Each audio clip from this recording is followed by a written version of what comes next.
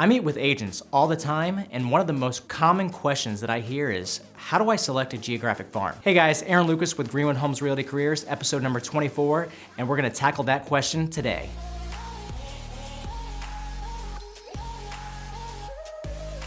So the first thing that we want to look for when selecting a farm is the total number of homes in that particular subdivision or neighborhood. And ideally we want to be at 500 homes. Anything less than that really isn't going to be worth your time or your money because there's not enough homes to create enough turnover. Which leads me into my next point.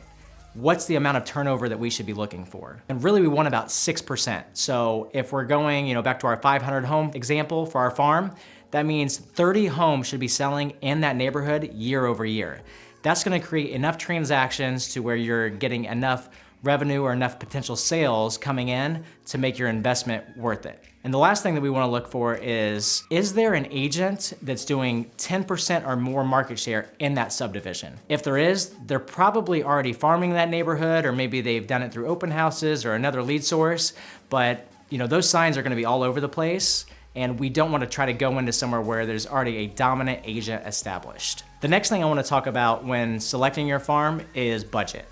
So there's really two ways that we can approach our farm. And the first one is going to be sweat equity, and the second one is going to be check equity. So with sweat equity, it's going to be, knocking on doors, frequently, handing out, doing door drops. Maybe it's a flyer, maybe it's an invite to an open house, maybe it's a gift. It could be, whatever it is, but you're going to be putting in the physical work to actually become an established agent in that farm. Now with check equity, it's gonna be, just like it sounds, writing a check every month, maybe outsourcing it to a company who does mailers for you, maybe it's Facebook or Instagram ads, but you just write the check every month and then they do the work for you and then you just follow up on those leads. The last thing that I wanna talk about is frequency. So whether that's check equity or sweat equity, just like we just talked about, we need to talk about how frequent do I need to be doing mailers if you're doing check equity or door drops if you're doing sweat equity. And ideally, we want to be, if it's a new farm, it's going to be 3 times in the first 3 months. So you've got 9 total pieces in 3 months.